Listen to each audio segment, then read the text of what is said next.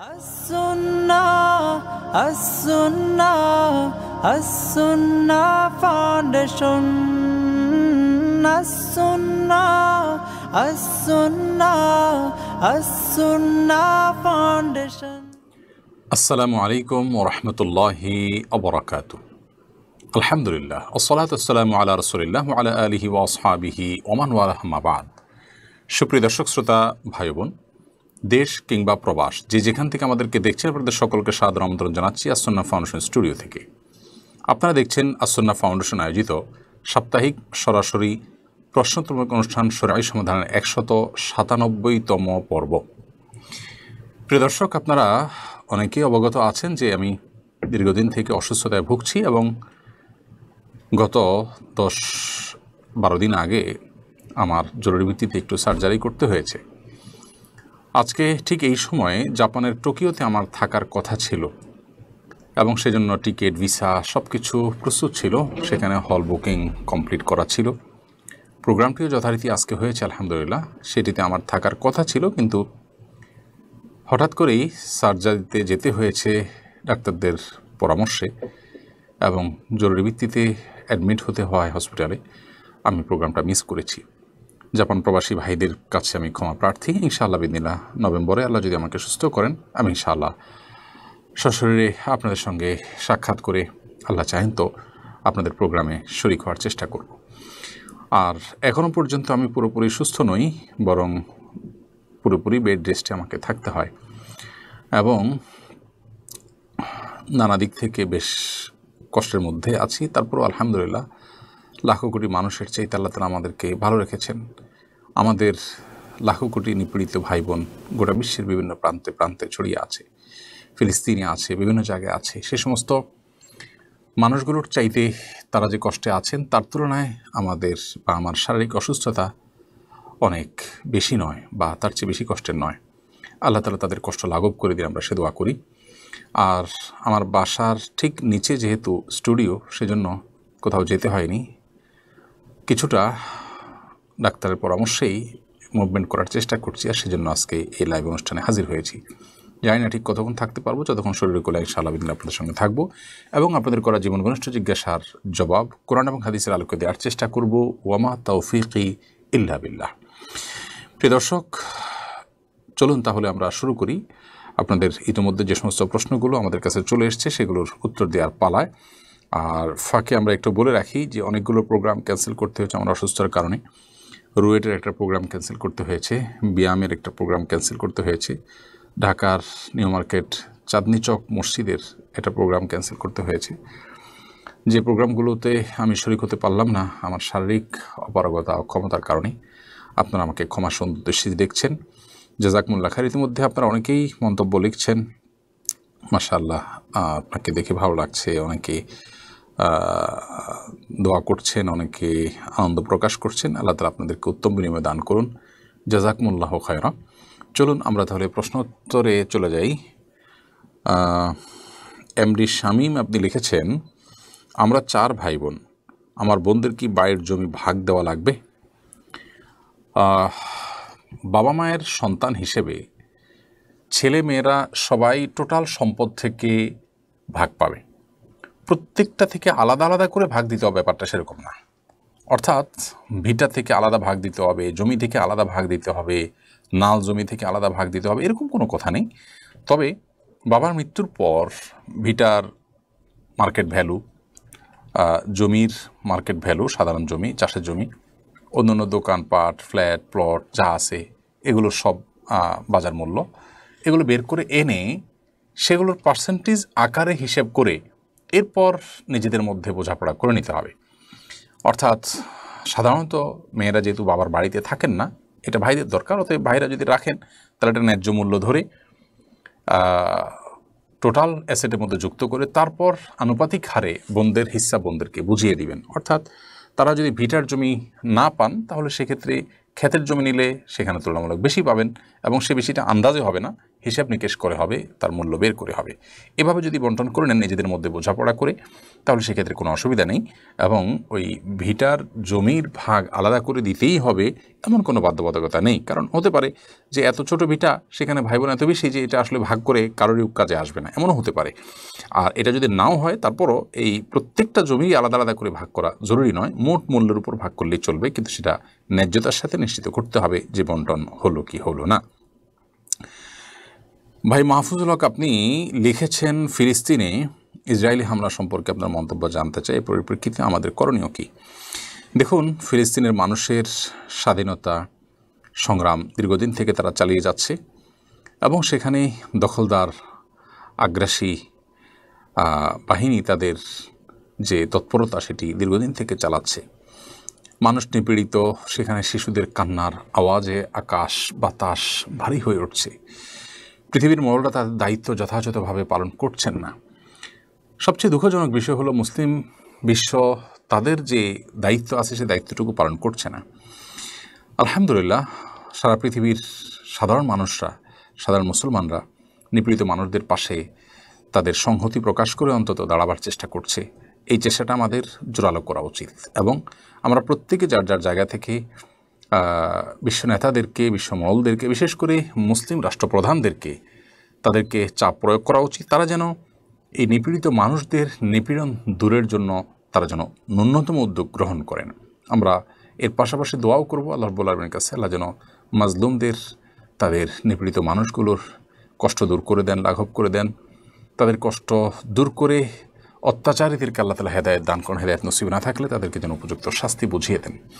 এই দোয়া আমাদের মধ্যে অব্যাহত থাকতে হবে এবং গোটা পৃথিবীর সমস্ত মুসলমান একটি দেহের মতো, দেহের কোনো একটি অঙ্গ আঘাতপ্রাপ্ত হলে, অসুস্থ হলে গোটা শরীর যেরকম সেটাকে ফিল করে, অনুভব করে, মুসলমানরাও ঠিক একইভাবে কোনো এক প্রান্তে আক্রান্ত হলে সবাই সেটা ফিল করবে।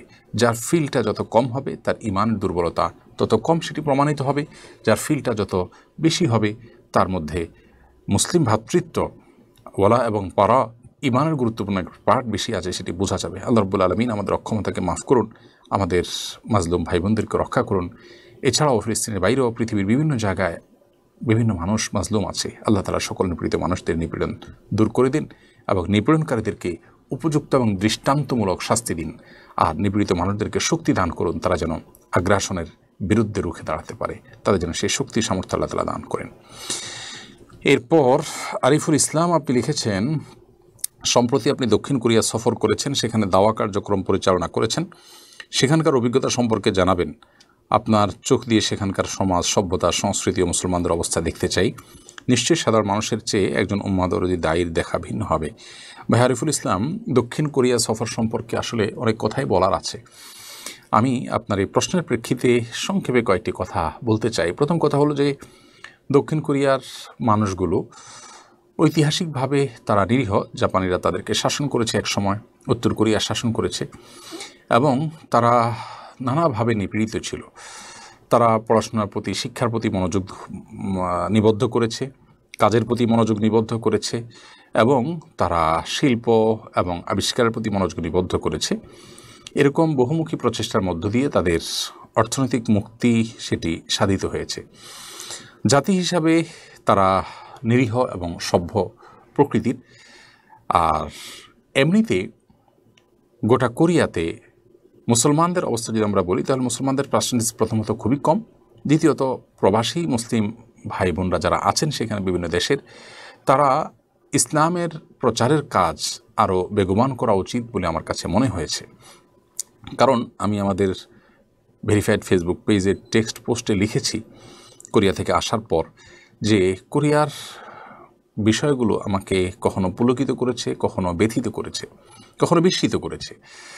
কোরিয়াতে আমি লক্ষ্য করেছি যে এত পরিমাণ আপনার মুসলমানদের মধ্যে, বাংলাদেশি মুসলমানদের মধ্যে উচ্ছ্বাস দিনী কর্মকাণ্ডের প্রতি, যে টোটাল আমাকে তাদের দেওয়া তথ্য মতে আমি যতটুকু জানতে পেরেছি 15,000 বাংলাদেশি করে দক্ষিণ কোরিয়াতে বসবাস করেন। সেই 15,000 বাংলাদেশির মধ্যে আবার 4-5 হাজার বাংলাদেশি আমাদের একটা প্রোগ্রামে হাজির হয়ে গেছেন। তার মানে 1/3 মানুষ গোটা দেশের একত্র হয়ে যাওয়া, এটা নিশ্চয়ই তাদের দ্বীনের প্রতি অনুরাগের প্রমাণ। এটি ভালো লেগেছে। আর মসজিদ যে কয়টাই আছে তার বেশিরভাগই বাংলাদেশি প্রবাসীরাই নিয়ন্ত্রণ করেন বা তারাই প্রতিষ্ঠা করেন, কেনা মসজিদের জায়গা কেনেন বা বন্দোবস্ত করেন সব কিছু।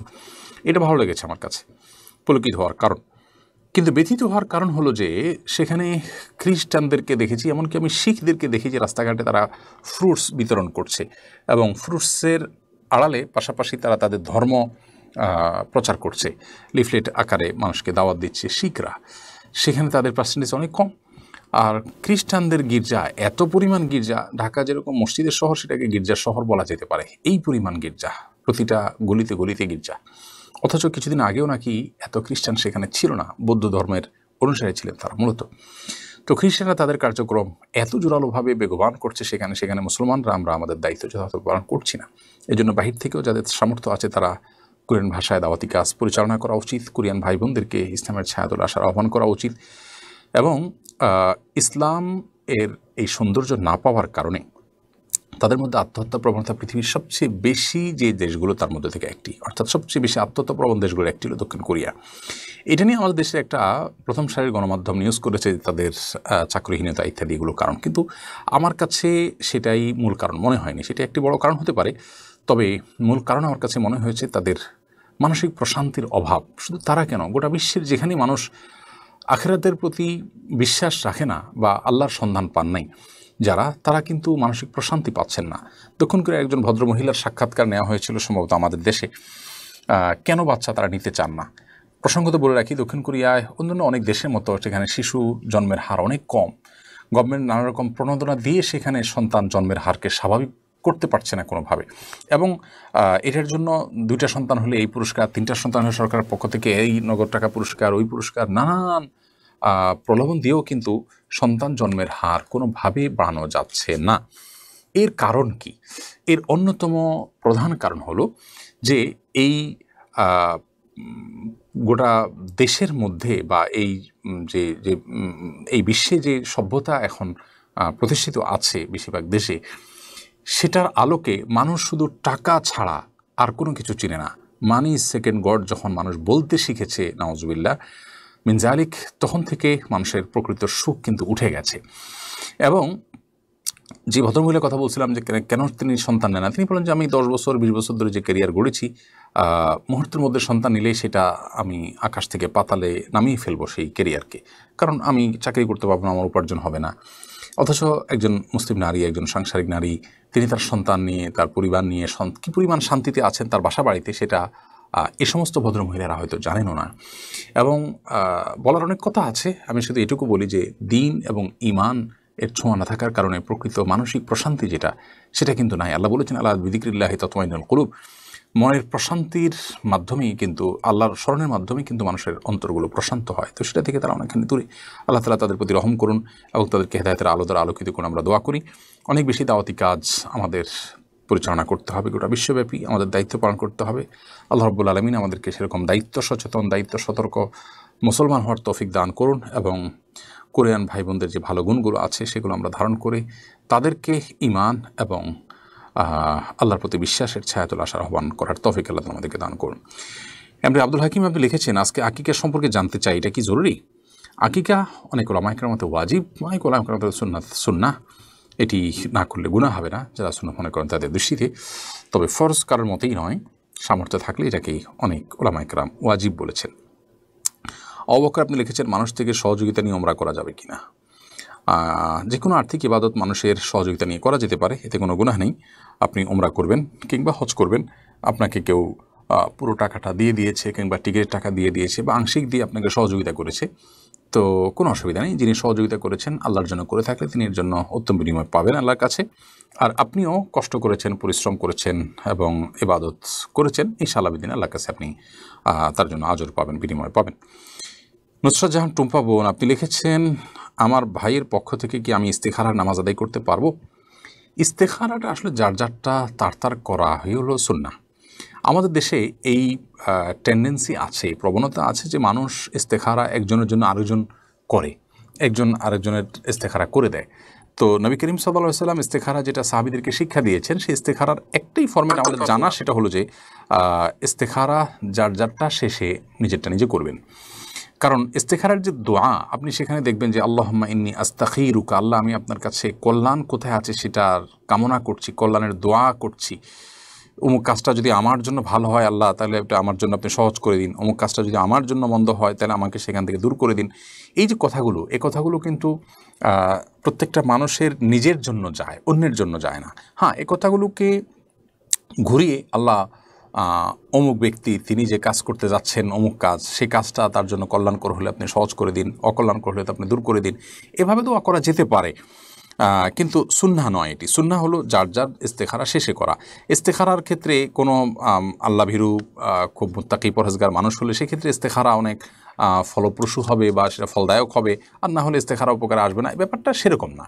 আমরা প্রত্যেকটা কাজের জন্য, দুনিয়াবী কাজের জন্য পরামর্শ যেমন করব, ঠিক পাশাপাশি আল্লাহর কাছে কল্যাণ কামনা করব যে আল্লাহ আমি যে কাজটি করতে যাচ্ছি, ব্যবসা বাণিজ্য, বিবাহ, বিদেশ গমন বা যে কোনো উদ্যোগ, এই কাজটি যদি আমার জন্য কল্যাণকর হয় তাহলে আপনি আমার জন্য সহজ করে দিন, আর অকল্যাণকর হলে আপনি এই কাজটি আমার জন্য, এই কাজটি থেকে আমাকে দূরে সরিয়ে দিন, এবং কাজটি থেকে আমাকে এবং কাজটিকে আমার থেকে দূরে সরিয়ে দিন। অর্থাৎ কাজটি যেন না হয় যদি আমার জন্য অকল্যাণকর হয়। জাস্ট এটা একটা দোয়া শুধুমাত্র। এই দোয়াটা নিয়মিত করতে থাকা, 2 রাকাত নামাজ পড়ে এরপরে এই ইস্তেখারার দোয়া বা আল্লাহর কাছে কল্যাণ কামনার দোয়া করতে থাকা, বাস এটাই। তো এটা যার যারটা নিজে নিজে করাটাই হলো সুন্নাহ। একজন আরেকজন করে দিলে সেটি নাজায়েজ বা নিষিদ্ধ হবে না, তবে দোয়াটা সেভাবে করতে হবে। ইভা মজুমদার আপনি লিখেছেন, আমার ছেলেটা আগে ভালো ছিল, সে এবার ইন্টার পরীক্ষা দিয়েছে, বন্ধুদের পাল্লায় পড়ে সে খারাপ জিনিসপত্র সেবন করা শুরু করেছে। ওর বাবা নেই, আমার কী করণীয়, আমি কী আমল করতে পারি? বোন ইভা, খুবই পীড়াদায়ক এই বিষয়টি। আল্লাহ রাব্বুল আলামিনের কাছে আমরা দোয়া করি, আল্লাহ আপনার সন্তানকে হেদায়েত দান করুন, তাকে আল্লাহ রাব্বুল আলামিন হেদায়েতের আলোতে আলোকিত করুন। আর আপনার জন্য আমাদের পরামর্শ হবে, আপনি সন্তানের জন্য আল্লাহর কাছে চোখের পানি ফেলে দোয়া কবুলের সময়গুলোতে, বিশেষ করে জুমার দিন আসর পর, ভোর রাত, 5 ওয়াক্ত সালাতের পর, এছাড়া সাধারণ সময়গুলোতে আল্লাহর কাছে দোয়া করতে থাকবেন। এর পাশাপাশি আপনি আপনার সন্তানকে এই অসৎ সঙ্গ থেকে বের করে আনার জন্য উদ্যোগ নেওয়ার চেষ্টা করবেন। যদি সুযোগ থাকে তাহলে আপনি এলাকা পরিবর্তন, শিক্ষা প্রতিষ্ঠান পরিবর্তন, ভালো ফ্যামিলির ছেলেদের সাথে তাদের উঠা বসা বন্দোবস্ত করা, তাকে একান্তে একটু সময় দেয়া, ভালো কিছু লোককে তার পেছনে লাগিয়ে দেওয়া যাতে করে তারা তাকে একটু টেক কেয়ার করে এবং সময় দেয়, এরকম নানামুখী উদ্যোগ আপনি নিতে পারেন। আল্লাহ তাআলা আপনার সন্তানকে রহম করুন, এবং এই অসৎ সঙ্গ থেকে দূরে সরানো ছাড়া আসলে তাকে রক্ষা করা কঠিন। আল্লাহ তাআলা রহম করুন। আমাদের অনেক ভাই বোন আমার জন্য দোয়া করেছেন আপনারা, এবং আমার কল্যাণ কামনা করেছেন, সুস্থতা কামনা করেছেন। আপনাদের সবাইকে আমি কৃতজ্ঞতা প্রকাশ করছি। আল্লাহ তাআলা আপনাদের সবাইকে উত্তম বিনিময় দান করুন। আমি হসপিটালে ছিলাম, আজ করেছি যে প্রচুর পরিমাণ মানুষ অসুস্থ পুরো দেশে, কী পরিমাণ ডেঙ্গু রোগী যে হসপিটালে ভর্তি সেটা একমাত্র আল্লাহ তাআলা ভালো জানেন। মিডিয়াতে পুরো চিত্রটা উঠে আসছে বলে আমার কাছে মনে হলো না। ভয়াবহ থেকে ভয়াবহতর অবস্থা, এবং স্বাস্থ্য খাতের প্রতি মানুষের যে আস্থার ঘাটতি, সেটা মানে রয়েই গেছে আমার কাছে মনে হয়, বরং কোনো কোনো ক্ষেত্রে বেড়ে চলেছে। তো এটি দূর করার জন্য সংশ্লিষ্টরা যদি উদ্যোগী না হন, তাহলে সেক্ষেত্রে চিকিৎসার নামে দেশে বাইরে গিয়ে মানুষ বাধ্য হয়েই দেশের রিজার্ভ, দেশের ডলার, দেশের টাকা বাইরে ফেলে আসবে, এবং মানুষের কষ্ট বাড়তেই থাকবে। তো সেগুলো যেন দূর হয় সেজন্য সংশ্লিষ্টরা লক্ষ্য রাখবেন, সেটি আমার অত্যন্ত জোরালো প্রত্যাশা।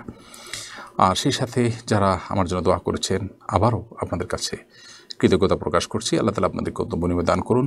এখনও অনেকে দোয়া করছেন, নানারকম শুভকামনা প্রকাশ করছেন, অনেকে আনন্দ প্রকাশ করছেন, জাযাকুমুল্লাহ খাইর।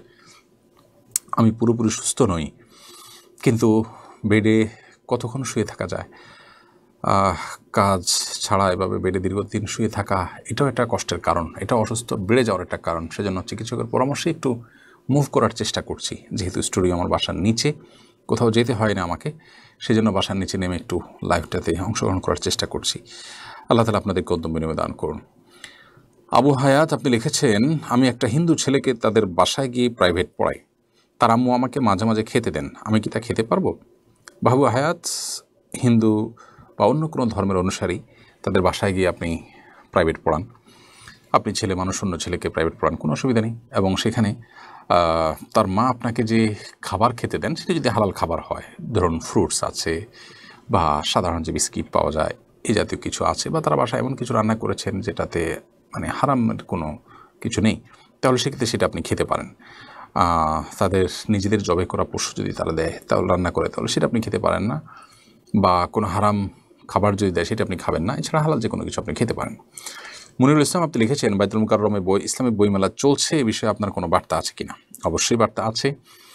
আমি প্রতি বছর বাইতুল মুকাররম ইসলামী বইমেলা যাওয়ার চেষ্টা করি।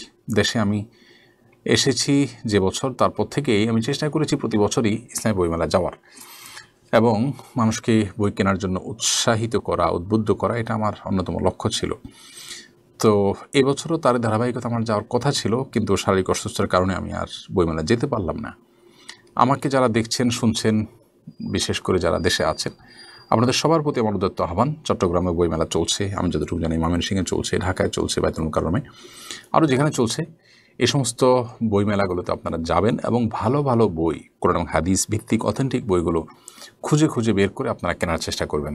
আমাদের লেখা, সংকলন করা রাসূলুল্লাহ সাল্লাল্লাহু আলাইহি ওয়াসাল্লামের সকাল সন্ধ্যার দোয়া ও জিকির, পাঁচ সালাত পরবর্তী দোয়া ও জিকির, মাসনুন দোয়া ও জিকির, এবং রমাদান প্ল্যানার, উমরাহ কীভাবে করবেন, আমাদের এই বইগুলো আপনি বিভিন্ন স্টলে পাবেন। আপনি খোঁজ করলেই বিভিন্ন স্টলে পাবেন এবং সেগুলো আপনারা সংগ্রহ করার চেষ্টা করবেন। যাদের কাছে নাই, অন্যদেরকে হাদিয়া দেওয়ার নিয়ত নেবেন। আরও অনেক ভালো ভালো বই পাওয়া যায়, সে বইগুলো আপনারা সংগ্রহ করবেন। বই কেনা, বই হাদিয়া দেওয়া, এটা অনেক বড় গুরুত্বপূর্ণ ইবাদতের কাজ, সওয়াবের কাজ। আমাদেরকে জ্ঞানভিত্তিক ইসলাম এর অনুসারী হতে হবে। আমরা মানে শুধুমাত্র ঝাপসা ধারণার উপরে ভিত্তি করে ইসলাম চর্চা করলে হবে না, আমাদেরকে জেনে শুনে মুসলমান হওয়ার চেষ্টা চালাতে হবে। আল্লাহ তাআলা আমাদেরকে সেই তৌফিক দান করুন।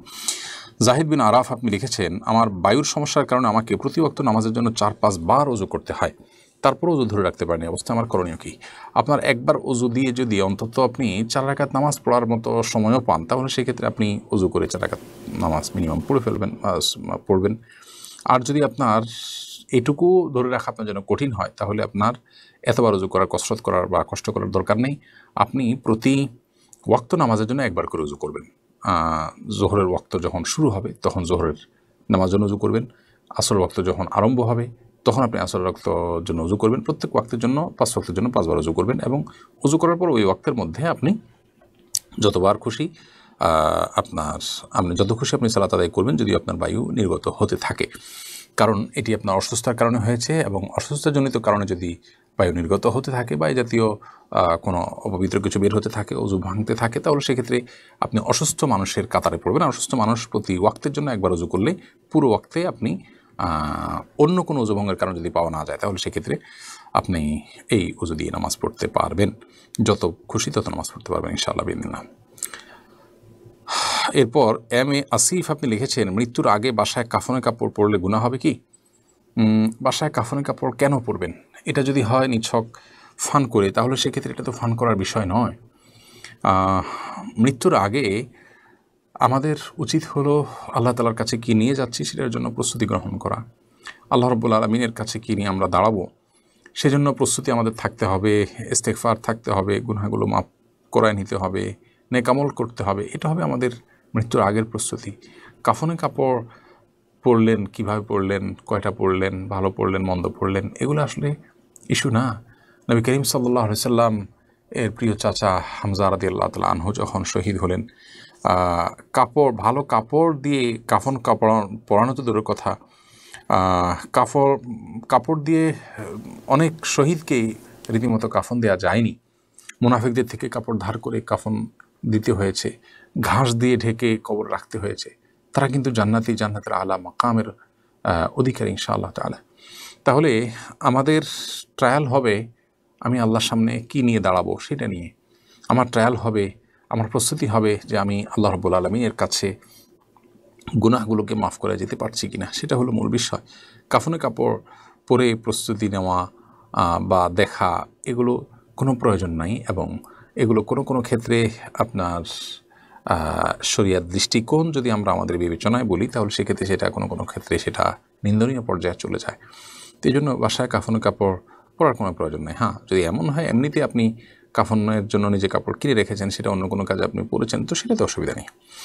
জাহিদ বিন আরাফ আপনি লিখেছেন, আমার বায়ুর সমস্যার কারণে প্রশ্ন উত্তর দিয়েছি, বাবু ইসলাম আপনি লিখেছেন, বিয়েতে কি ফ্যামিলির মানুষ ছাড়া অন্য কাউকে সাক্ষী করতে হয়?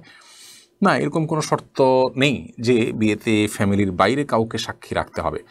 সাক্ষী ফ্যামিলির কেউ হতে পারে, ফ্যামিলির বাইরে কেউ হতে পারে। আপনার বাবা আপনার সাক্ষী হতে পারেন, আপনার ভাই আপনার সাক্ষী হতে পারেন, আপনার ভগ্নিপতি আপনার সাক্ষী হতে পারেন, অপরিচিত কেউ সাক্ষী হতে পারেন, ছেলে পক্ষের হতে পারে, মেয়ে পক্ষের হতে পারে। সাক্ষীর শর্ত পূরণ করলেই হলো।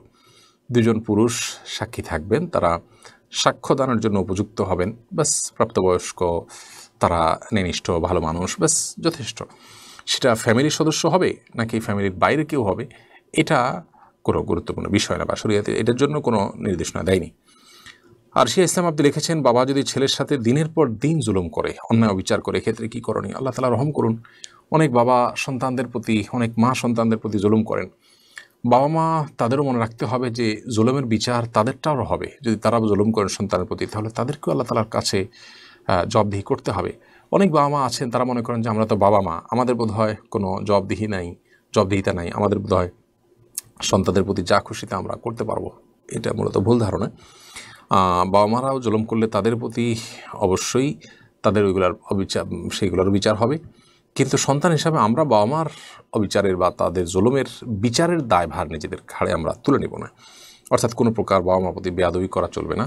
তবে হ্যাঁ, জুলুমের বিহিতের চেষ্টা আমি করতেই পারি ন্যায়সঙ্গতভাবে। ওমর ফারুক আপনি লিখেছেন, বাইতুল মুকাররমে কয়েক বছর ধরে রবিউল মাসে পবিত্র ঈদে মিলাদুন নবী উপলক্ষে ইসলামী বইমেলা অনুষ্ঠিত হয়। যেখানে ঈদে মিলাদুন নবী উদযাপনের শরঈ বৈধতা নেই, সেখানে সে উপলক্ষে বইমেলা অংশগ্রহণ করা জায়েজ হবে কিনা? এ নিয়ে আমরা গত বছরও বলেছি। দেখুন, উপলক্ষ যাই হোক না কেন, যদি কাজটা ভালো হয় তাহলে সেক্ষেত্রে আপনি সেই ভালো কাজটা করতে গিয়ে ওই উপলক্ষকে যদি সহযোগিতা করা না হয়, তাহলে সেক্ষেত্রে সে কাজ করাতে অসুবিধা নেই। এটা মৌলিক নীতি। আমরা এর আগে বলেছি যে বিভিন্ন ধর্মের মানুষদের ধর্মীয় দিবস উৎসবকে কেন্দ্র করে নানা রকমের অফার বিভিন্ন মার্কেট, বিভিন্ন শপগুলো দিয়ে থাকে। তো সেইগুলো থেকে সুবিধা আমরা নিতে পারি কিনা, এর উত্তর আমরা বলেছি অবশ্যই পারি। কারণ এই সুবিধা নেয়ার মধ্য দিয়ে আমি যে কোনো শিরকের কাজে সহযোগিতা করছি বা আমার এটা গ্রহণ করার মাধ্যমে তাদের কোনো উপকার হচ্ছে, কাজের গতি বাড়ছে, ব্যাপারটা সেরকম না। বিধায় এটাতে কোনো অসুবিধা নেই। বৈশাখী ভাতা নেওয়া যায় আছে কিনা নিয়ে প্রশ্ন করেছেন অনেকে। একই মূলনীতির আলোকে আমরা উত্তর দিয়েছি, এবং একই মূলনীতি এখানেও প্রযোজ্য হবে। যদি কোনো বিদআত বা গুনাহের কাজকে কেন্দ্র করে এমন কোনো কাজ হয় যে কাজ করতে গেলে আপনার কোনো গুনাহ করতে হয় না, বা ওই গুনাহের কাজের কোনো সহযোগিতার মধ্যে হয় না, কিন্তু কাজটা ভালো, তাহলে আপনি ওই কাজ করতে কোনো অসুবিধা নেই। ধরা যাক যে আপনার এরকম কোনো উপলক্ষ থাকলো, যে উপলক্ষকে ঘিরে আপনি একটা ভালো কাজ করার সুযোগ তৈরি হলো, আপনি সেই ভালো কাজটা করলেন, সেখানে কি আপনার কোনো গুনাহ করতে হয় না, এবং সেই মন্দ কাজ বা মন্দ উপলক্ষটার কোনো সহযোগিতা আপনার দ্বারা হয় নাই, আপনি অবশ্যই সেটা করতে পারেন, কোনো অসুবিধা নেই। তো তার আলোকে আপনার এখানে গিয়ে আপনি কি করছেন সেটা হলো মূল বিষয়, এবং সেখান থেকে আপনি কী নিয়ে আসছেন সেটা হলো মূল বিষয়। আপনি সেখান থেকে কোনো প্রকার অন্যায় সহযোগিতা করছেন কিনা, গুনাহের কাজে সহযোগিতা করছেন কিনা, আপনি সেখানে কোনো প্রকার পাপ কাজে সহযোগিতা করছেন কিনা বা বেদাতের সহযোগী হচ্ছেন কিনা, এটা হলো গুরুত্বপূর্ণ বিষয়। যদি সেরকম কিছু না থাকে তাহলে সেক্ষেত্রে আপনার জন্য এটা নিষিদ্ধ বলে আমরা মনে করি না। সুরাইয়া নিশু আপনি লিখেছেন, কুকুর পাললে কি গুনাহ হয়? কুকুরটি আমাদের উপকার করে, অচেনা কাউকে রাতে ঢুকতে দেয় না বাড়িতে। কুকুর পাললে গুনাহ হয়, ব্যাপারটা এরকম নয়। কোরআন হাদিসে কোথাও এরকম কথা নেই যে কুকুর পাললে গুনাহ হয়। হ্যাঁ, কুকুরকে ঘর বাড়িতে মানুষের মতো করে রাখা, এটা হাদিসে নিষিদ্ধ। শয়তান কুকুরের আকার ধারণ করে, নানা কারণ আছে। ওই ঘরে রহমতের ফেরেশতা প্রবেশ করে না যেখানে কুকুর থাকে এবং কোনো প্রাণীর ছবি আঁকা থাকে বা ভাস্কর্য থাকে প্রাণীর। যদি কুকুর আমাদের বাড়ির আঙ্গিনার মধ্যে, ঘরের বাইরে, গেটের আশেপাশে কোনো কক্ষে থাকে এবং পাহারাদারির কাজ করে, সেটা অবশ্যই জায়েজ আছে। কুকুর দিয়ে শিকার করা, কুকুর দিয়ে পাহারাদারির কাজ করা, এগুলো জায়েজ আছে, এবং সেই সব বিবেচনায় কুকুরের প্রতি সদয় হওয়া, তাকে খাবার দেওয়া, চিকিৎসা করানো, এগুলো সবগুলো শুধু জায়েজ নয়, বরং নিয়তের ভিত্তিতে সেগুলো সবের কাজও হতে পারে। অতএব কুকুর পালা এটা কোনো নিষিদ্ধ বিষয় নয়। কুকুরকে বাসা বাড়িতে রাখা নিজেদের মতো করে জাস্ট শখের বসে, সেটা নিষিদ্ধ। তবে হ্যাঁ, কুকুর যদি আপনার কোনো উপকারে নাও আসে, তারপর আপনি কুকুরকে যদি উপকার করেন তো আপনি সওয়াব পাবেন। সেই ঐতিহাসিক ঘটনা আমরা কেনা জানি যে একজন নারী ব্যভিচারিণী ছিলেন, তিনি একটি পিপাসার্ত তৃষ্ণার্ত কুকুরকে পানি পান করিয়ে আল্লাহর কাছে জান্নাত পেয়েছেন, নাজাত পেয়েছেন। অতএব আমরা কুকুরের সহযোগিতা উপকার যেমন করতে পারি, তেমনিভাবে আমার বাসা বাড়ির কাজে তাদেরকে পাহারাদারির কাজ ইত্যাদি তাদেরকে আমরা রাখতে পারি, কিন্তু বাসার ভেতরে রাখাটা হাদিসে নিষিদ্ধ। সামিল সরকার সোয়াদ আপনি লিখেছেন মেহেদি পরা অবস্থায় উজু হবে কিনা? হ্যাঁ, অবশ্যই হবে। মেহেদি পরার কারণে উজুর কোনো ক্ষতি হবে না, কারণ মেহেদি এটা আমাদের হাত মানে আমাদের শরীরের উপর, আমাদের ত্বকের উপর আলাদা কোনো প্রলেপ তৈরি করে দেয় না, আলাদা কোনো লেয়ার সৃষ্টি করে না। অতএব মেহেদি লাগানোর পর হাতে পায়ে আমরা উজু করতে পারবো, কোনো অসুবিধা হবে না উজুর জন্য। তবে নেইল পলিশ ইত্যাদি যদি হয় সেটা কথা ভিন্ন, কারণ সেটা আলাদা প্রলেপ তৈরি করে। আর মেহেদির ক্ষেত্রে একটা কথা আমাদেরকে জেনে রাখতে হবে যে বাজার থেকে যে আর্টিফিশিয়াল মেহেদি পাওয়া যায় সেগুলো আমরা লাগালে উজু হবে কিনা। এর উত্তর হলো সেগুলো লাগালেও আমাদের হাতে পায়ে উজু করতে পারবো আমরা, গোসল হবে, উজু হবে। যদিও সেগুলো মনে হয় যে খসে খসে পড়ে, আলাদা প্রলেপ আছে বলে মনে হয়, কিন্তু এটা নিয়ে আমরা যতটুকু ঘাটাঘাটি করেছি তাতে আমাদের কাছে পরিষ্কার হয়েছে যে এটা মূলত কেমিক্যালের কারণে চামড়ার উপরের একটা লেয়ার খসে পড়ে, এটা আলাদা কোনো আবরণ নয় যেটা ত্বকের উপরে তৈরি হয়। অতএব আর্টিফিশিয়াল যে মেহেদি বাজারে পাওয়া যায়, বাটি মেহেদি ইত্যাদি, সেগুলো ব্যবহার করলে উজু হয়ে যাবে, গোসল হয়ে যাবে ইনশাআল্লাহ তাআলা।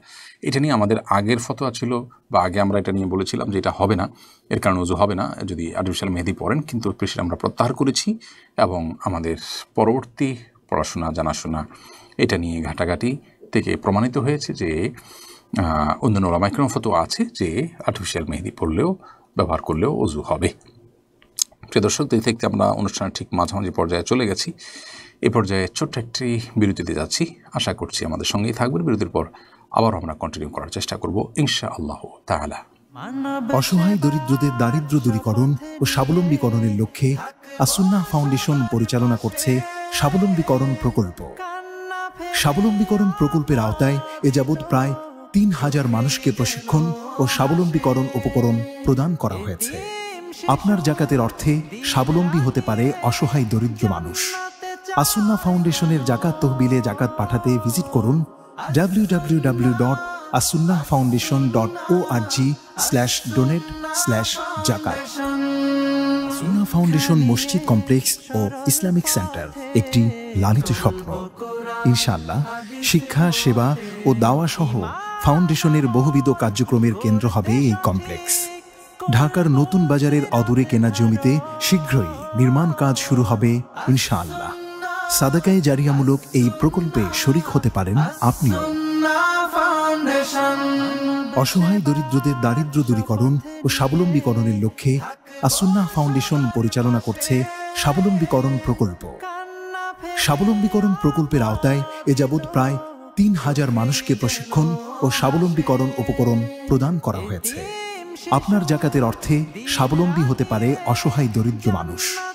আসুন্নাহ ফাউন্ডেশনের জাকাত তহবিলে জাকাত পাঠাতে ভিজিট করুন www.asunnahfoundation.org/donate/zakat।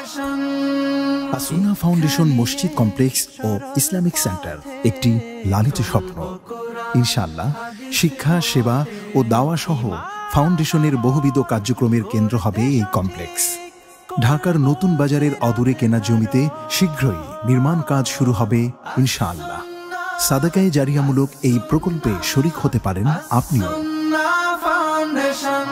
অসহায় দরিদ্রদের দারিদ্র দূরীকরণ ও স্বাবলম্বীকরণের লক্ষ্যে আসুন্নাহ ফাউন্ডেশন পরিচালনা করছে স্বাবলম্বীকরণ প্রকল্প। স্বাবলম্বীকরণ প্রকল্পের আওতায় এ যাবৎ প্রায় ৩,০০০ মানুষকে প্রশিক্ষণ ও স্বাবলম্বীকরণ উপকরণ প্রদান করা হয়েছে। আপনার জাকাতের অর্থে স্বাবলম্বী হতে পারে অসহায় দরিদ্র মানুষ। আসুন্নাহ ফাউন্ডেশনের জাকাত তহবিলে জাকাত পাঠাতে ভিজিট করুন www.asunnahfoundation.org/donate/zakat। প্রিয় দর্শক, বিরতির পর আবারও আপনাদেরকে স্বাগতম জানাচ্ছি। আমরা ছোট্ট একটি বিরতিতে গিয়েছিলাম এবং বিরতির আগে অনেকগুলো প্রশ্ন উত্তর দিয়েছি আলহামদুলিল্লাহ। এই পর্যায়ে আমি ভাই মারুফ হাসান আপনার প্রশ্নটি দেখতে পাচ্ছি। মারুফ হাসান লিখেছেন, হাতে তালি দেওয়া ইসলামে জায়েজ আছে কিনা? দেখুন, আনন্দ প্রকাশের জন্য আমরা অনেকে হাতে তালি দিয়ে থাকি। হাতে তালি দেওয়া এটা ইসলামের শরিয়ার দৃষ্টিকোণ থেকে প্রশংসনীয় কোনো কাজ নয়। তবে মেয়েরা ইমামের সাথে যখন জামাতে সালাত আদায় করবেন, পেছন থেকে লোকমা দেওয়ার জন্য তারা এইভাবে হাতের পিঠ এবং অন্য হাতের তালুতে আঘাত করে তারা ইমামকে সতর্ক করবেন। এটি হাদিস দ্বারা প্রমাণিত। এর বাইরে সাধারণত যে হাতে তালি আমরা এভাবে দিয়ে থাকি অনেকে, এই হাতে তালিটা শরিয়া দৃষ্টিকোণ থেকে প্রশংসনীয় কোনো কাজ নয়। এর অন্যতম প্রধান কারণ হলো যে এটি অন্য ধর্মাবলম্বী মানুষদের সাথে আপনার সাদৃশ্য হয়।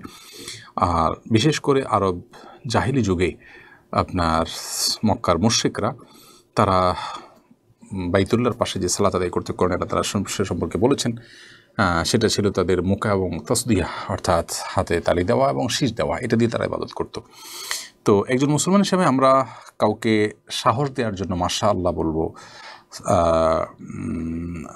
আমরা অন্য কোনো ভাষায় অন্য কোনো শব্দ দিয়ে তাদেরকে আমরা উৎসাহ দিতে পারি, কিন্তু হাতে তালি দেওয়া এ শরীরের দৃষ্টিকোণ থেকে প্রশংসনীয় কাজ না। কিন্তু কেউ যদি হাতে তালি দেন এতে হারাম হবে, ব্যাপারটা ওই পর্যায়েরও কিন্তু না।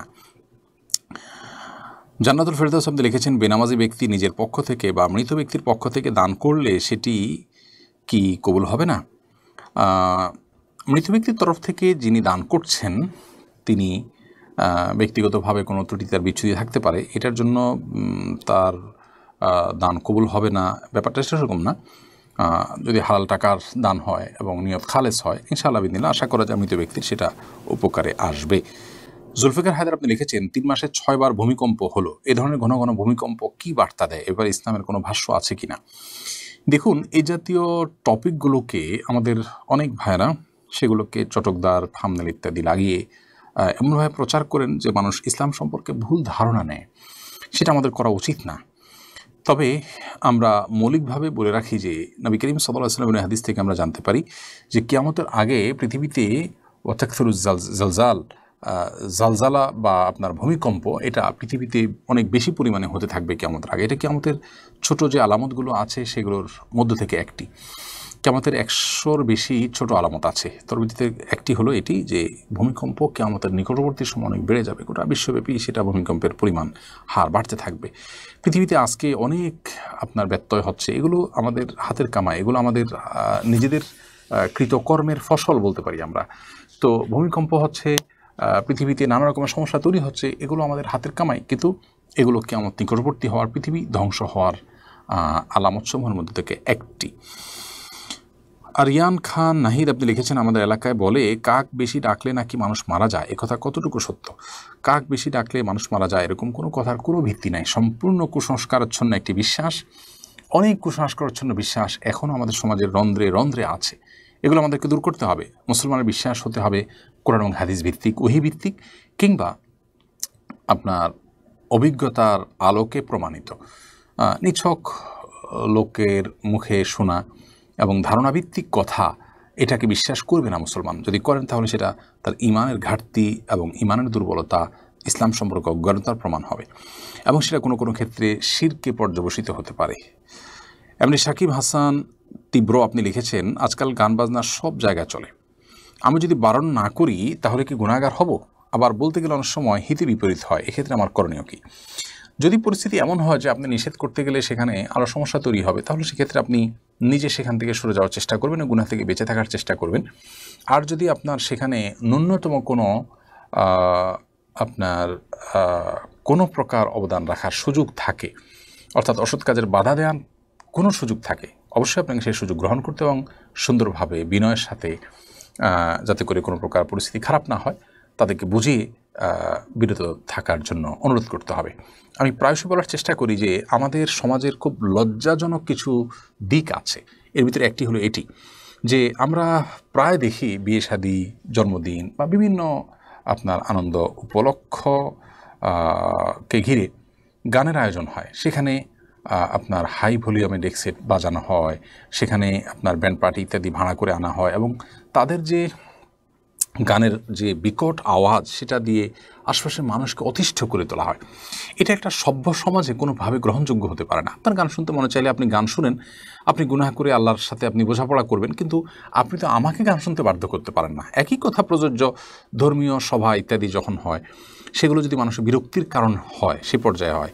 সাধারণত ওয়াজ মাহফিলগুলো গ্রামে গঞ্জে যখন হয়, তখন পুরো এলাকাতে আনন্দের একটা আবহ তৈরি হয়, পুরো গ্রাম জুড়েই মানুষ তার জন্য প্রস্তুত থাকে দীর্ঘদিন থেকে, এবং সেটা গভীর রাত পর্যন্ত যদি হয়, অন্যের ক্ষতি হয়, তাহলে সেটাও কিন্তু অবশ্যই প্রশংসনীয় না, সেটাও নিন্দনীয় হবে।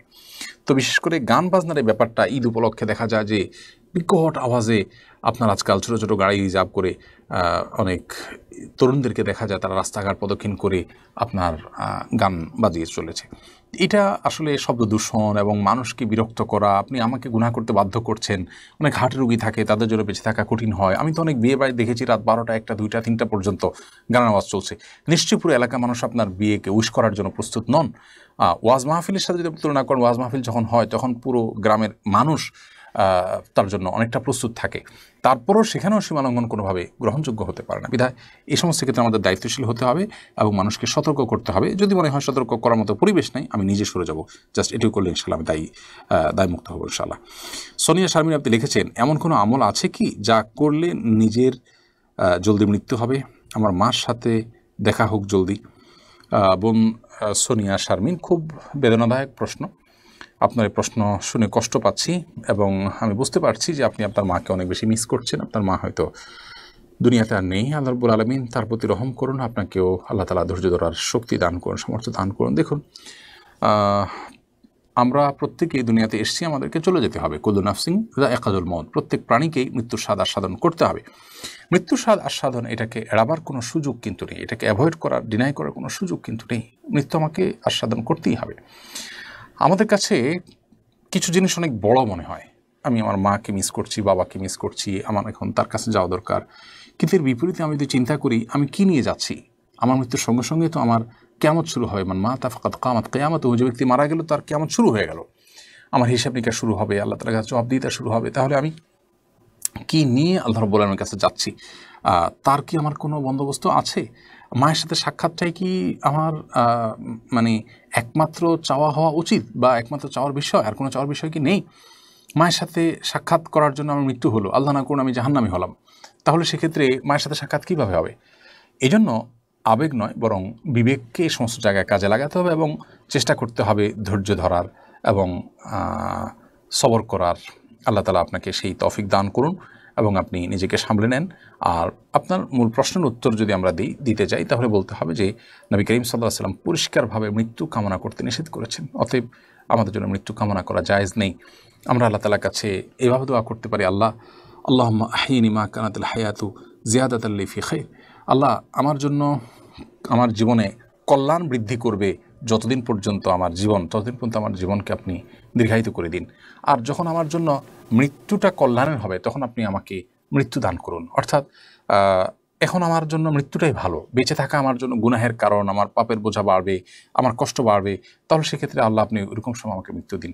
এভাবে দোয়া করা যেতে পারে, কিন্তু আল্লাহ আমাকে এখন দিয়ে দিন, আমি আর বাঁচতে চাই না, আমি চলে যেতে চাই, এরকম করে মৃত্যু কামনা করা এটা কিন্তু জায়েজ নয়। অতএব এর জন্য কোনো আমলও কোরআন হাদিসে থাকার প্রশ্নই ওঠে না। এমডি রব্বি খান আরজি আপনি লিখেছেন, ক্ষুদ্র ঋণের ব্যবসা করা কি জায়েজ আছে? ক্ষুদ্র ঋণের ব্যবসা বলতে যেটা বুঝাই আমরা, সেটা মৌলিকভাবে কোনো সমস্যা নেই, কিন্তু সেটা সুদভিত্তিক হতে পারবে না। ঋণ ক্ষুদ্র হবে না মাঝারি হবে না বৃহৎ আকারের হবে, সেটা শরীয়তের কাছে গুরুত্বপূর্ণ বিষয় না। শরীয়তের কাছে গুরুত্বপূর্ণ বিষয় হলো আপনি ঋণ দিয়ে গরিব মানুষের উপকার করছেন নাকি তাকে সুদের বোঝা চাপিয়ে দিচ্ছেন। আপনি কোনো প্রেশার নেবেন না, আপনি কোনো রিস্ক নেবেন না, সকল রিস্ক শুধুমাত্র তার হবে এককভাবে। আপনি ঋণের মূল টাকার পাশাপাশি মুনাফা নেবেন, আর মূল টাকা তো তাকে ফেরত দিতে হবেই হবে, পাশাপাশি মুনাফাও তাকে দিতে হবে। সে লস করুক আর লাভ করুক, তার মূলধন টিকে থাকুক আর না থাকুক, এটা কোনোভাবে গ্রহণযোগ্য হতে পারে না, এটা কখনো ইনসাফপূর্ণ হতে পারে না। শরীয়ত এটাকে হারাম করেছে। অতএব ক্ষুদ্র ঋণ যদি সুদ মুক্ত হয় সেটা অবশ্যই হালাল এবং জায়েজ, কিন্তু ক্ষুদ্র ঋণ নামে আমার দেশে যেটি প্রচলিত আছে সুদভিত্তিক, সেটি শরীয়ত দৃষ্টিকোণ থেকে হারাম। দেখুন, গোটা পৃথিবীটা সুদী ব্যবস্থার উপর, অর্থ ব্যবস্থার উপর দাঁড়িয়ে আছে, সেজন্য আমরা অনেকেই এই সমস্ত কথাকে সেকেলে মনে করি। দেখুন, কোরআন এবং হাদিস যা বলেছে, মানুষকে সেই জায়গায় আসতে হবে, টুডে অর টুমরো, আসতেই হবে সেই জায়গায়, এবং মানুষ একটা সময় বুঝবে যে কেন ইসলাম এটি বলেছে। আমরা কিছুক্ষণ আগে একটা প্রশ্ন উত্তর প্রসঙ্গে বলছিলাম যে কোরিয়ার মানুষদের মধ্যে বাচ্চা নেওয়ার প্রবণতা নেই। কেন নেই?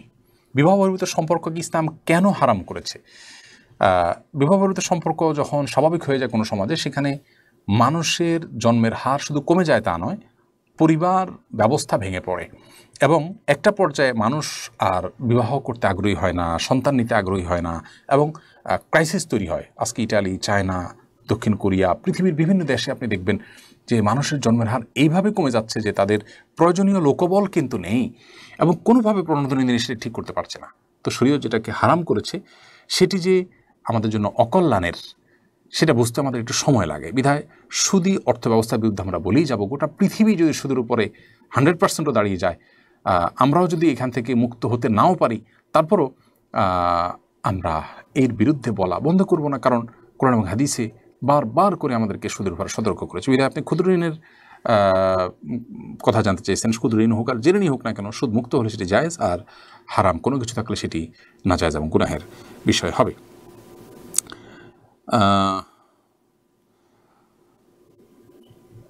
ইয়াকুব আলী আপনি লিখেছেন, সুদভিত্তিক পরিচালিত কোম্পানি থেকে প্রোডাক্ট কিনে ব্যবসা করা যাবে কিনা। প্রশ্নটি আর একটু ব্যাখ্যা করতে পারলে উত্তর দিতে সুবিধা হতো। আমি স্কিপ করছি, কারণ সুদভিত্তিক পরিচালিত কোম্পানি বলতে আপনি কী বোঝাতে চেয়েছেন, অনেক কিছু হতে পারে এখানে। যাই হোক, এরপরে এমডি সজীব রানা আপনি লিখেছেন, কোনো ব্যক্তিকে বা শিক্ষককে দাঁড়িয়ে সম্মান প্রদর্শন করা যাবে কিনা। দাঁড়িয়ে সম্মান প্রদর্শন করা নিয়ে আমাদের একটা সংক্ষিপ্ত প্রশ্ন উত্তর গিয়েছে, এটা নিয়ে নানা রকম সমালোচনা অনেকে করেছেন।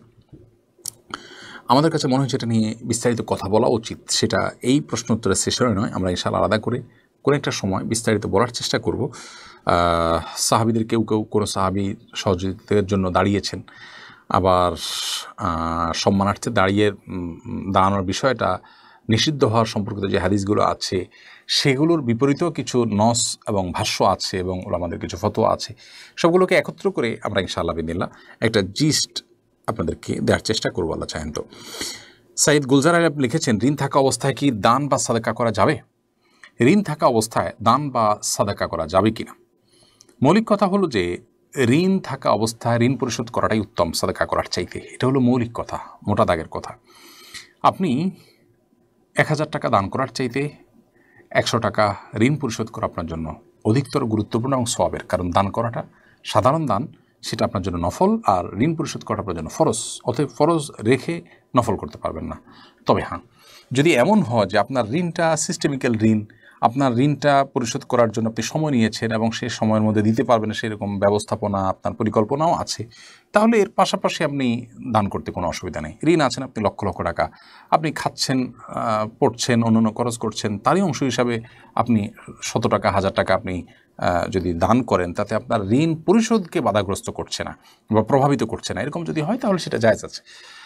তবে অবশ্যই মৌলিকভাবে ওই কথাটা আমাদের মাথায় রাখতে হবে যে দান করার চাইতে ঋণ পরিশোধ করা ইসলাম শরীয়ত দৃষ্টিকোণ থেকে অনেক বেশি গুরুত্বপূর্ণ এবং সওয়াবের কাজ। বিধায় দানের উপরে ঋণ পরিশোধকে সবসময় অগ্রাধিকার দিয়ে আমাদেরকে চলতে হবে। এমনি নাহিদ ইসলাম আপনি লিখেছেন, আমি বাংলাদেশের অভ্যন্তরীণ জাহাজে চাকরি করি, আমি কি কসর নামাজ পড়বো নাকি পুরো নামাজ পড়বো, সুন্নাত নামাজ কি পড়তে হবে। আপনি জাহাজে এক জেলা থেকে অন্য জেলা অনেক দূরে যান, যদি ব্যাপারটা এরকম হয়, সফরের দূরত্ব যদি হয়, তাহলে সেক্ষেত্রে আপনি সেখানে কসর নামাজ পড়বেন। আর যদি আপনি জাহাজে চাকরি করেন, জাহাজ এক জায়গায় দাঁড়িয়ে থাকে দীর্ঘদিন এবং সেখানে থাকবে, আপনি জানেন সেখানে থাকার বন্দোবস্ত আছে বা জাহাজের মধ্যে আপনার ফ্যামিলি সেট আপ আছে আপনার সাথে, তাহলে আপনি পুরো নামাজ পড়বেন। আর সুন্নত নামাজ সফর অবস্থায় পড়ার গুরুত্ব থাকে না, অতএব আপনার কখনো সুযোগ থাকলে, ফুরসত থাকলে আপনি পড়বেন, আর ফুরসত না থাকলে না পড়বেন। অর্থাৎ সাধারণ অবস্থায় পড়াটা যেরকম গুরুত্বপূর্ণ সুন্নত মুআক্কাদা, ওই রকম থাকে না সফর অবস্থায়। আব্দুর রহিম লিখেছেন, ফিলিস্তিনি মুসলমানদেরকে কোনোভাবে সহযোগিতা করতে পারবো, কীভাবে পারবো জানাবেন। আপনি অর্থ সহযোগিতার কথা যদি বলে থাকেন, তাহলে সেক্ষেত্রে আমি জানি না তাদেরকে অর্থ সহযোগিতা পৌঁছানোর কোনো সঠিক উপায় আছে কি না। তবে দোয়ার মাধ্যমে সহযোগিতা আমরা করতেই পারি অন্তরস্থল থেকে আল্লাহ তাআলার কাছে। মোহাম্মদ সাইদুর রহমান রানী লিখেছেন, আমি একটা কোচিংয়ে ভর্তি হই, ভর্তির সময় কথা ছিল 10,000 টাকা দিতে হবে, ভর্তির সময় 500 টাকা দেই, কিছুদিন যাওয়ার পর আর কোচিংয়ে যাইনি, আর টাকাও দেওয়া হয়নি, এখন কি ওই টাকা আমার দিতে হবে। ভর্তির সময় 10,000 টাকা দেওয়ার কথা ছিল, 500 টাকা দিয়েছেন এবং কিছুদিন যাওয়ার পর আর কোচিংয়ে যান নাই, তার মানে আপনি ভর্তি হয়েছেন কিন্তু টাকাটা আপনার বাকি ছিল, তো আপনার টাকাটা দেওয়া উচিত ছিল, এটা আপনার কর্তব্যের অংশ। তারপরও এই যে কিছুদিন গিয়েছেন, সেই যাওয়াটা কি ভর্তির পরবর্তী যাওয়া হিসাবে ধর্তব্য হয়েছে, নাকি এমনিতে আপনি দেখার জন্য গিয়েছেন আর ওই 500 টাকা কোন হিসাবে দিয়েছেন, আর একটু ডিটেল বলতে পারলে ভালো হতো। তবে যদি এমন হয় যে আপনি ভর্তি হয়ে গেছেন, টাকাটা শুধু বাকি ছিল, তাহলে এই টাকা আপনাকে দিতে হবে। এরপরে ইসা রুহুল্লাহ আইডি থেকে আপনি লিখেছেন, আমার বয়স এখন 24, আমি মনে করি গুনাহ থেকে বেঁচে থাকার জন্য আমার এখন বিয়ে করা জরুরি, কিন্তু আর্থিক সঙ্গতি বা বাবা মায়ের আগ্রহ নেই, এখন আমার করণীয় কী? বা ইসা, বাবা মাকে আপনার বিবাহের প্রয়োজনীয়তা অন্য কাউকে দিয়ে বোঝানোর চেষ্টা করতে পারেন, এলাকার ইমাম সাহেব বা অন্যদের সহযোগিতা নিতে পারেন। আর আপনিও নিজে উপার্জনের জন্য চেষ্টা করুন, ক্ষুদ্র থেকে ক্ষুদ্র কোনো উপায় থাকলেও আপনি সেটা চেষ্টা করুন। এবং সেই সাথে তৃতীয়ত আপনার জন্য পরামর্শ হলো, গুনাহের পরিবেশ থেকে বাঁচার চেষ্টা করুন। আপনি মেয়েদের সাথে সংস্রব, তাদের সাথে সম্পর্ক, এগুলো থেকে আপনি দূরে থাকুন, তাহলে ইনশাআল্লাহ বিদিল্লাহ আপনার গুনাহমুক্ত জীবন রাখা সহজ হবে। জেসমিন আলম আপনি লিখেছেন, আমার 25 বছর বাচ্চা হচ্ছে না, আমি কি টেস্ট টিউব বেবি নিতে পারবো? টেস্ট টিউব বেবি নেওয়াটা অনেক শর্ত সাপেক্ষে জায়েজ। এর ভিতরে অন্যতম প্রধান শর্ত হলো যে স্বামী স্ত্রী পরস্পরের আপনার ডিম্বাণু স্বীকরণী হতে হবে, অন্য কারোরটা হতে পারবে না। দ্বিতীয়ত হলো এটা আপনার এটা করতে গিয়ে আপনার হস্তমৈথুন অথবা পরপুরুষ বা পরনারী তাদের কাছে আপনার পর্দাহীনতা বা সতর্কহীনতা যেটা সেটা হতে পারবে না। এরকম বিভিন্ন শর্ত সাপেক্ষে যদি স্বামী স্ত্রী পরস্পরের ডিম্বাণু শুক্রাণু সংগ্রহ করা যায় এবং টেস্ট টিউব বেবি নিতে চান, তাহলে সেক্ষেত্রে নিতে পারেন। অনেকগুলো শর্ত আছে এক্ষেত্রে। সাকলাইন আলভি আপনি লিখেছেন, কিস্তিতে পণ্য কেনা কি জায়েজ হবে? কিস্তিতে কিনলে কিছু সুদও তো দেওয়া লাগে, কিস্তিতে কিনলে একটু বেশি দাম দেওয়া লাগে অনেক সময়, এটা সুদ হিসেবে বিবেচিত হবে না। কোনো জিনিস নগদে কিনলে একরকমের দাম, কিস্তিতে কিনলে দাম বেশি। এই বেশির কারণে এটাকে আমরা অনেকে সুদ মনে করি, এটা সুদ বলা যাবে না। কিস্তিতে সাহাবা একরাম কিনেছেন, কেনাবেচা করেছেন এবং সেটাকে নবী করিম সাল্লাল্লাহু আলাইহি সাল্লাম নিষেধ করেছেন এমন কোনো কথা আমরা জানি না।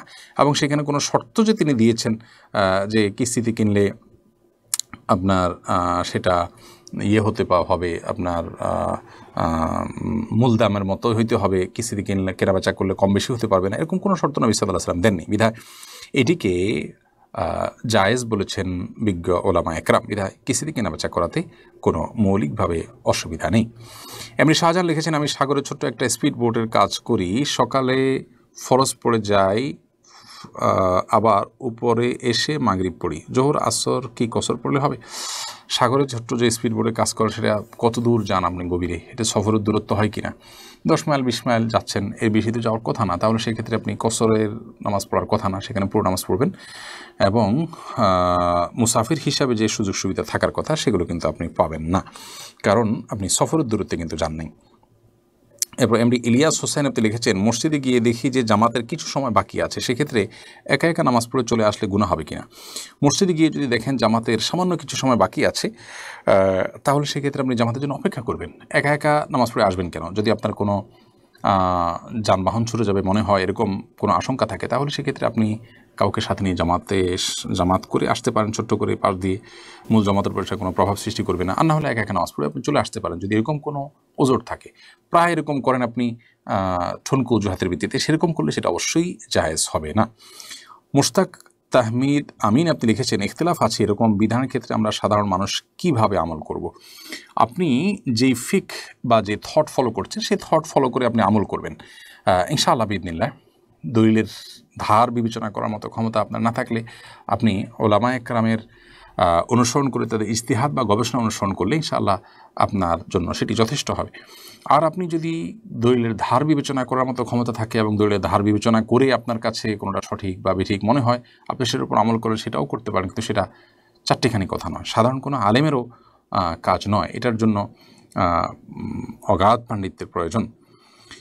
মাহিন হোসাইন আপনি লিখেছেন, আমার খালা 23 দিন আইসিইউতে থাকার পর মারা যান। মৃত্যুর পর খালার মুখ তার বড় ভাই দেখতে চাইলে খালার ছেলে মেয়ে দেখায়নি, কারণ আমার মা খালাদের সাথে তাদের ভাইদের সম্পর্ক ভালো নয়, মামাও খোঁজখবর নেয় না, অসুস্থ অবস্থায় কখনো দেখতেও আসেনি, মুখ না দেখানো কি কোনো গুনাহ হয়েছে?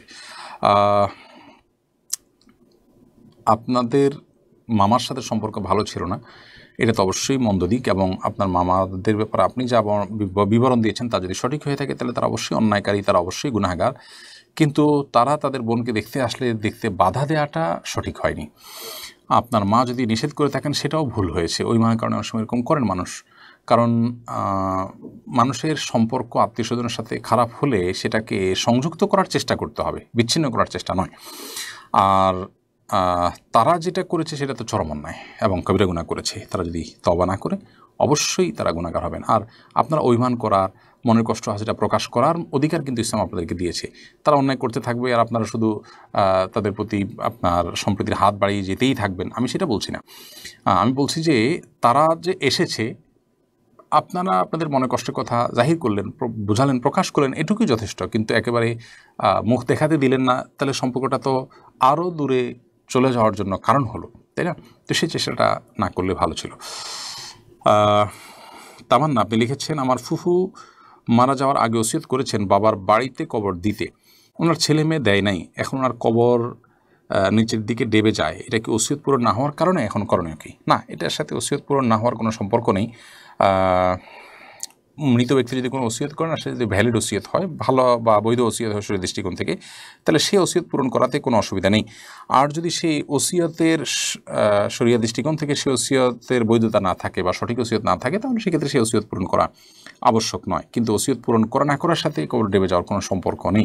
এই কবরকে যাতে ডেবে না যায় তার জন্য ব্যবস্থা গ্রহণ করা যেতে পারে। আর যদি এটা কবর ভেঙে নদী ইত্যাদিতে বিলীন হয়ে যাওয়ার আশঙ্কা থাকে, তাহলে সেগুলো এটাকে স্থানান্তর করে কোনো কবরস্থানে নিয়ে দাফন করতে হবে। জান্নাত আক্তার আপনি লিখেছেন, আমার ঠিক আগের মতো পড়াশোনায় মন বসে না, এখন আমার করণীয় কি? পড়াশোনায় মন না বসলে পড়াশোনায় মন বসার জন্য কারোর কাউন্সেলিং নিতে হবে, কারোর থেকে প্রেরণা নিতে হবে, মূল সমস্যাটা কোন জায়গায় সেটা চিহ্নিত করে সেটা দূর করার চেষ্টা করতে হবে। সেই সাথে আপনার মনোযোগ নষ্ট করার মতো যে বিষয়গুলো আছে আজকাল সোশ্যাল মিডিয়ার অ্যাক্টিভিটিস ইত্যাদিতে অনেক সময় আমরা হয়ে থাকি, আপনার বুধ হয়ে থাকি, সেগুলো থেকে বেরিয়ে আসার চেষ্টা করতে হবে। দূরচ্ছরি বিষয়গুলি পড়তে হবে এবং ঘুম থেকে ওঠার পর পড়ার অভ্যাস করা, এটা পড়ার জন্য খুব একটা ভালো সময়, সেটি করতে হবে। মোহাম্মদ পিয়াস আপনি লিখেছেন, মসজিদের ভিতরে বসেই ইমাম সাহেবের নামে গীবত করে আবার ওনার পেছনেই নামাজ আদায় করে, এ বিষয়ে যদি একটু বলতেন, তার নামাজ কি হবে সেই ইমামের পেছনে? দেখুন ভাই পিয়াস, এই অন্যায় কাজটি আমাদের সমাজের অনেক মানুষই করছেন এবং তারা এটাকে অন্যায় মনেই করছেন না। আল্লাহ তাআলা ওনাদেরকে হেদায়েত দান করে আমরা দোয়া করি। ইমামের পেছনে সালাত আদায় করছেন, সেই ইমামের পেছনে গিয়ে তার গীবত করছেন মসজিদের মধ্যে, খুবই গর্হিত কাজ, খুবই অন্যায় কাজ। নামাজ তো কাগজে কলমে আদায় হয়ে যাবে, কিন্তু আল্লাহ তাআলার কাছে এই গীবতের কারণে কবিরা গুনাহে লিপ্তকারী হবেন এবং এই নামাজ শুধুমাত্র তাকে নাজাত দিবে না যদি সে এই গীবতের গুনাহ থেকে সরে না আসে। খুবই জঘন্য এবং অন্যায় কথা এটি। এবং ইমাম সাহেবের কোনো ভুল হলে ইমাম সাহেবকে সংশোধনের নিয়তে সুন্দরভাবে নাসিহা করা যেতে পারে, কিন্তু তার পেছনে তাকে নিয়ে সমালোচনা করা সেটা খুবই অন্যায় কাজ, খুবই গর্হিত। এমনিতেই গীবত গুনাহের কথা, এরপর আবার যে ইমামের পেছনে আপনি ইক্তেদা করছেন, সেই ইমামের পেছনে সমালোচনা করছেন, তাও আর মসজিদে সমালোচনা করছেন, ট্রিপল গুনাহ হচ্ছে সেখানে। ইমাম সাহেবদের নিয়ে এ ধরনের সমালোচনা করাটাকে আমরা দোষের কিছু মনে করি না। আল্লাহ তাআলা আমাদেরকে হেদায়েত দান করুন। উলামায়ে কেরামের সমালোচনা করার আগে ভাবতে হবে, অন্যায় থাকলে সেটাকে যথাযথ প্রক্রিয়া বিহিতের চেষ্টা করতে হবে। এজন্য কোন এক সালাফ বলেছিলেন, লুহুমুল উলামা মাসমুমা, উলামায়ে কেরামের গোশত কিন্তু বিষাক্ত, অর্থাৎ তাদের পরনিন্দা করা মানে গোশত খাওয়ার মতো, মৃত ভাইয়ের, তাই না, কোরআনের ভাষ্য অনুযায়ী।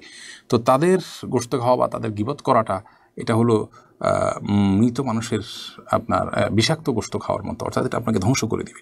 এই জন্য আমাদের ব্যাপারে এই ধরনের বদ অভ্যাস যাদের আছে তারা সেখান থেকে সরে আসি এবং তওবা করি। শারমিন আক্তার অমি আপনি লিখেছেন, মেয়েরা যদি বাসায় গেঞ্জি পরে নামাজ পড়ে তাহলে নামাজ হবে কিনা?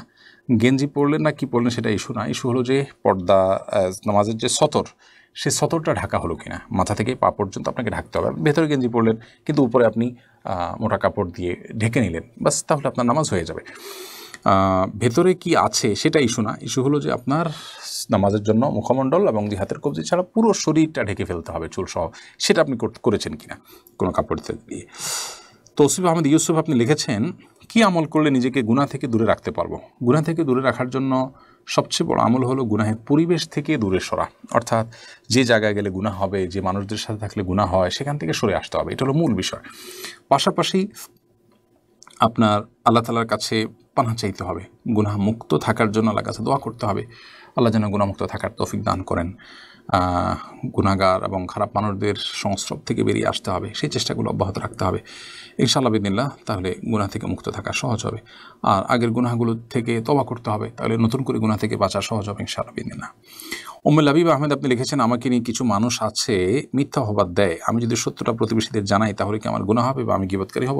আপনি সত্যটা জানাতে পারেন, কিন্তু আপনি জানাতে গিয়ে আরেকজনের সমালোচনা তার পেছনে করতে যাবেন না, এটি মাথায় রাখবেন আপনি। অন্তর ইসলাম আপনি লিখেছেন, প্রত্যেক নামাজে সূরা ফাতিহার সাথে সূরাতুল ইখলাস পড়ি, তাহলে কি আমার নামাজ হবে? সূরাতুল ফাতিহার সাথে আপনি বিভিন্ন সূরা পড়বেন, একটা নির্দিষ্ট সূরাকে আপনি কেন ফিক্স করে নেবেন? কোনো কোনো সাহাবী অবশ্য অন্যান্য সূরা মিলাতেন সূরা ফাতিহার সাথে, পাশাপাশি সূরা ইখলাসও পড়তেন। আপনি সেই সাহাবীকে নবী সাল্লাল্লাহু আলাইহি ওয়াসাল্লাম জিজ্ঞেস করছেন কেন পড়েন, তারা বলেছেন যে সূরা ইখলাসে আল্লাহর গুণগান এর কথা বলা আছে, শুধুমাত্র আল্লাহর কথাই এই সূরাতে বলা হয়েছে, সেজন্য তারা এটাকে ভালোবাসেন। তো নবী সাল্লাল্লাহু আলাইহি ওয়াসাল্লাম সেটাকে অনুমোদন করেছেন তাদের জন্য। বাট এমনিতে শুধুমাত্র ছোট্ট সূরা সংক্ষেপ, সেই জন্য আপনি শুধু সূরা ফাতিহাই ফিক্স করে ফেলেছেন, এরকম হলে সেটা মাকরুহ হবে। বরং আপনার একাধিক সূরা জানা থাকলে এক সময় এক একটা পড়ার চেষ্টা করতে হবে। সামিরা সুলতানা স্নিগ্ধা আপনি লিখেছেন, আমার ছেলের বয়স 8 বছর, তার মাথায় অনেক অপারেশন হয়েছে, 4 মাস বয়স থেকে সে অসুস্থ, সে কথাও বলতে পারে না, কিছুই করতে পারে না, শুধু পুতুলের মতো শুয়ে থাকে। আমার যে কেমন লাগে আমি বলে বোঝাতে পারবো না। আমি কি মৃত্যুর পর আমার ছেলেকে সুস্থ পাবো? বোন হুমায়রা, আপনার এই প্রশ্ন আমাদেরকে কষ্ট দিয়েছে, বেদনা হতে করেছে। আল্লাহ তাআলা আপনার এই কষ্ট লাঘব করে দিন, আপনাকে সবরের তৌফিক দান করুন। হ্যাঁ বোন, অবশ্যই মৃত্যুর পর আপনার এই সন্তান অসুস্থ থাকবে না, ইনশাআল্লাহ বিদিল্লাহ আপনার কাছে আপনার সন্তান সুস্থ অবস্থায় থাকবে। আল্লাহ তাআলা আপনাকে সবরের তৌফিক দান করুন, সন্তানকে সবরের তৌফিক দান করুন। মনে রাখবেন, প্রত্যেকটা কষ্টের বিনিময় আছে, প্রত্যেকটা কষ্টের বিনিময় আছে। আল্লাহ তাআলার কাছে সবর করবেন এবং বিনিময় আশা করবেন। আল্লাহ তাআলা আমাদের সবাইকে সবরের তৌফিক দান করুন। রোমান ফার্সি আপনি লিখেছেন, ভিন্ন ধর্মীয় লোককে রক্তদান করা যাবে কিনা? জি, আপনি দিতে পারেন প্রয়োজন হলে, নিরুপায় হলে তারা। আব্দুল্লাহ আল মামুন আপনি লিখেছেন, জুমার নামাজ মসজিদে এসে অনেককে দেখি সবার শেষে এসে গায়ের উপর দিয়ে সামনের কাতারে বসতে যায়, এটি কি তাদের গুনাহ হবে? অবশ্যই এতে গুনাহ হবে। হাদিসে পরিষ্কারভাবে এটাকে নিষেধ করা হয়েছে এবং এটা হলো জাহান্নামের যাওয়ার জন্য ব্রিজ বানিয়ে সেটা পার হওয়ার মতো ব্যাপারটা। এবং জুমার নামাজে আগে আসলে আগে যাবেন, আর পরে আসলে পরে বসবেন, এই নীতি থাকা উচিত। হ্যাঁ, যারা মসজিদের কাজকামে নিয়োজিত আছে, কোনো কারণে যেতে হয়েছে, সেটা ভিন্ন বিষয়। সানোয়ার মোড়ল আপনি লিখেছেন, ডাস্টবিন থেকে ফেলা জিনিস নেওয়া যাবে কিনা? হ্যাঁ, আপনার প্রয়োজন থাকলে আপনি নিতে পারেন, যদি নেওয়ার মতো জিনিস থাকে। ডাস্টবিনে ফেললে সেটা নেওয়া যাবে না এমন কোনো কথা নেই। ওয়াদুর রহমান লিখেছেন, স্বর্ণকারের কাজ করা যাবে কিনা? স্বর্ণকারের কাজ করা যাবে না এমন কোনো কথা নেই। আমানতদারিত্বের সাথে সততার সাথে যে কোনো হালাল ব্যবসা করা যাবে, ঠিক একইভাবে এই ব্যবসাও করতে পারেন। এরফানুল হক ভূঁইয়া লিখেছেন, আমি ফজর নামাজ জামাতে পড়তে পারি না, অনেক সময় সঠিক সময় পড়তে পারি না, কাজা পড়তে হয়, বাকি সব নামাজ জামাতে পড়ি, এক্ষেত্রে গুনাহ হবে কিনা? অবশ্যই গুনাহ হবে। প্রত্যেক নামাজই সময় মতো আপনাকে পড়তে হবে। ইন্নাস সালাতা কানাত আল মুমিনিনা কিতাবাম মাওকুতা। অনেক ভাইরা আছেন সব নামাজ পড়তে পারেন, ফজর নামাজটা পড়তে পারেন না, তো ফজর নামাজ পড়ার জন্য আপনাকে রাতে তাড়াতাড়ি শুয়ে যেতে হবে, এশার পর শুয়ে যেতে হবে, দ্রুততার সাথে শুয়ে পড়তে হবে এবং উঠার জন্য যত রকম উপায় আছে সব অবলম্বন করতে হবে। নামাজি মানুষদের সাথে থাকতে হবে, তাদের সহযোগিতা নিতে হবে, তারা যেন ডেকে দেয়। আপনি নানাবিধ চেষ্টা করলে অবশ্যই আপনার নামাজের অভ্যাস তৈরি হবে ইনশাআল্লাহ তাআলা। গুড থটস এই আইডি থেকে আপনি লিখেছেন, আমার বিয়েতে কাবিন রসুল হিসাবে যে স্বর্ণ দেওয়া হয়েছিল তা আমাকে আর দেয়নি আমার শাশুড়ি, এটা কি ঠিক হয়েছে সম্পর্কে বলবেন? অবশ্যই অন্যায় হয়েছে, জুলুম হয়েছে। আপনার স্বামী, আপনার শাশুড়ি আপনাকে যে আপনার মোহর বাবদ যে স্বর্ণ উসুল লিখার পরও সেটি দেননি, সেটি তিনি আত্মসাৎ করেছেন বলে বিবেচিত হবেন এবং গুনাহগার হবেন। আপনি এটি আদায় করার মতো কোনো সুযোগ আপনার থাকলে অবশ্যই আপনি সেটা আদায় করতে পারেন, সেটা আপনার রাইট। আব্দুল্লাহ গালিব আপনি লিখেছেন, আমি বাহিরে অফিসে মানুষের সাথে চলার সময় বাহিরের বিভিন্ন খাবার খাই, যা থেকে আমার পরিবারের অন্যান্য সদস্যরা বঞ্চিত হয়, এতে আমার গুনাহ হবে কিনা? আপনি বাইরে যখন অফিসে মানুষের সাথে চলার সময় বিভিন্ন খাবার খান, এটার সবগুলোতে পরিবারের সদস্যদেরকে অংশগ্রহণ করাতে হবে এমন তো বাধ্যবাধকতা নেই। আপনি যদি ইচ্ছাকৃত তাদেরকে বঞ্চিত করানোর নিয়ত না থাকে বা তাদের হক আদায় না করে আপনি বাইরে অনেক বেশি ভোগ করেন, তাহলে সেক্ষেত্রে ভিন্ন বিষয়। বাট তাদের জন্য বাজারঘাট আপনি যথারীতি করছেন আর বাইরে আপনি খাচ্ছেন, এর কারণে আপনার কোনো গুনাহ হবে না এবং প্রত্যেকটা খাবারেই তাদেরকে শরীক করতে হবে এমন কোনো বাধ্যবাধকতাও কিন্তু নেই। প্রিয় দর্শক, দেখতে দেখতে আমরা 1 ঘন্টার বেশি সময় পেরিয়ে গেছি এবং অনেকগুলো প্রশ্ন উত্তর আজকে আমরা দেওয়ার চেষ্টা করেছি অসুস্থ শরীর নিয়ে। বেশ কিছুটা কষ্ট হচ্ছে, এরপরও আলহামদুলিল্লাহ ভালো লাগছে যে আজকে লাইভটিতে আপনাদের সঙ্গে থাকতে পেরেছি। আমার জন্য আপনারা দোয়া করবেন, আপনারা দোয়াটা অব্যাহত রাখবেন। আল্লাহ যেন আমাকে পরিপূর্ণ শেফা দান করেন, আল্লাহ যেন আমার প্রতি রহম করেন, আমার কষ্ট যেন দূর করে দেন। আমাদের অনেক ভাই বোনরা কষ্টে আছেন, তাদের কষ্ট যেন দূর করে দেন, তাদের সবার কষ্ট যেন লাঘব করে দেন, আমরা সে দোয়া করব। আল্লাহ তাআলা আমাদের সকলকে আমরা যা শুনলাম, জানলাম, বুঝলাম সেগুলো অনুযায়ী আমল করার তৌফিক দান করুন, আমাদের জীবনকে আলোকিত করার তৌফিক দান করুন। হাদা মা ইনদি ওয়াল ইলমু